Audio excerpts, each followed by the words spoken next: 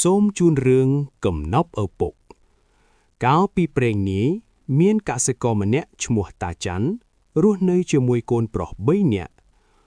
កូនរបស់គាត់សុទ្ធតែមានកម្លាំងមាំមួនប៉ុន្តែពួកគេខ្ជិលច្រអូសណាស់មិនដែលជួយធ្វើការស្រែចម្ការតល់តែសោះពួកគេគិតតែពីដេកនិងលេងសប្បាយពេញមួយថ្ងៃពេលវេលាកន្លងផុតទៅឪពុកក៏មានវ័យកាន់តែជរាហើយក៏ធ្លាក់ខ្លួនឈឺធ្ងន់ទោះបីជាគាត់ឈឺយ៉ាងណាក៏ដោយកូននៅតែមិនព្រមគិតគូរពីការងារស្រែចម្ការតាច័ន្ទមានការព្រួយបារម្ភជាខ្លាំងដោយដឹងថាខ្លួននឹងត្រូវលាចាកលោកនេះទៅក្នុងពេលឆាប់តាច័ន្ទក៏នឹកឃើញឧបាយកលមួយដ៏ឆ្លៀសវៃដើម្បីបង្រៀនកូនឲ្យស្គាល់ពីតម្លៃនៃការងារគាត់ញញឹមយ៉ាងមានសង្ឃឹមលុះព្រឹកឡើងតាច័ន្ទក៏ហៅកូនទាំង3មកជិតគ្រែដើម្បីប្រាប់រឿងសំខាន់មួយគាត់និយាយទៅកាន់កូនដោយសំឡេងខ្សោយៗកូនអើយចូលមកជិតនេះ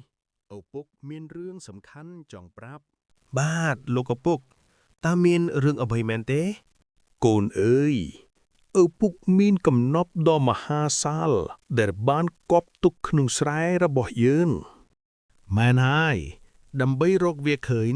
កូនត្រូវតែកាយដីឲ្យសពមិនឲ្យសល់មួយចំអាមកំណប់ភ្លាមកូនទាំង3សប្បាយចិត្តជាខ្លាំង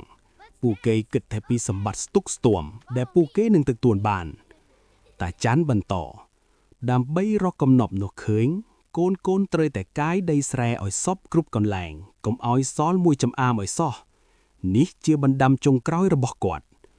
មិនយូរប៉ុន្មានក្រោយមកតាច័ន្ទក៏បានលាចាកលោកនេះទៅដោយសេចក្តីស្ងប់កូនទាំង3មានការសោកស្ដាយជាខ្លាំងចំពោះការបាត់បង់ឪពុកជាទីស្រឡាញ់ក្រោយពេលធ្វើបុណ្យសពឪពុករួចរាល់កូនទាំង3មិនបង្អង់យូរឡើយ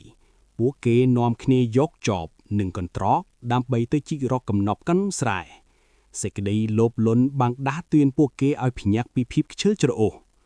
ពួកគេចាប់ផ្ដើមជីកដីស្រែចាប់តាំងពីព្រលឹមទល់ល្ងាចពួកគេជីកដីយ៉ាងជ្រៅនិងកាយគ្រប់កន្លែងដើម្បីកុំឲ្យហួសលួសដានកំណប់ទោះបីជាមានការនឿយហត់យ៉ាងណាក៏ដោយក៏ពួកគេមិនព្រមបោះបង់ចោលឡើយសេចក្តីសង្ឃឹមថានឹងក្លាយជាអ្នកមានបានជំរុញចិត្តពួកគេឲ្យបន្តកិច្ចការងារយ៉ាងសកម្មពួកគេជីករហូតដល់សព្វស្រែមិនឲ្យសល់សូម្បីតែមួយចំអាមហើយទីបំផុតពួកគេមកដល់កន្លែងចុងក្រោយដែលពួកគេសង្ឃឹមថានឹងមានកំណប់ប៉ុន្តែអ្វីមិនដូចបំណងឡើយពួកគេមិនបានឃើញកំណប់សូម្បីតែបន្តិចគ្មានមាសគ្មានប្រាក់គ្មានអ្វីសោះកូនទាំង3មានការខឹងសម្បារយ៉ាងខ្លាំងពួកគេគិតថាឪពុកបោកប្រាក់ពួកគេឲ្យហត់នឿយឥតប្រយោជន៍ហេតុអ្វីបានជាឪពុកធ្វើបែបនេះដាក់យើងខណៈពេលដែលកំពុងខឹង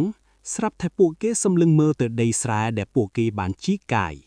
ដីស្រែដែលធ្លាប់តែរឹងនិងហួតហែងឥឡូវនេះคล้ายជាដីផុសនិងមានជីជាតិយ៉ាងខ្លាំង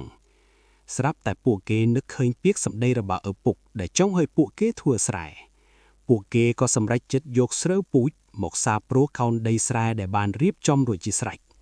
ពួកគេធ្វើការជាមួយគ្នាយ៉ាងសកម្មព្រោះស្រូវពូជពេញស្រែ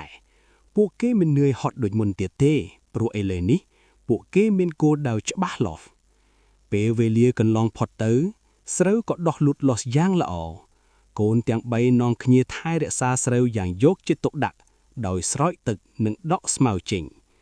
នៅរដូវប្រមូលផលស្រូវបានទុំពណ៌មាសពេញស្រែ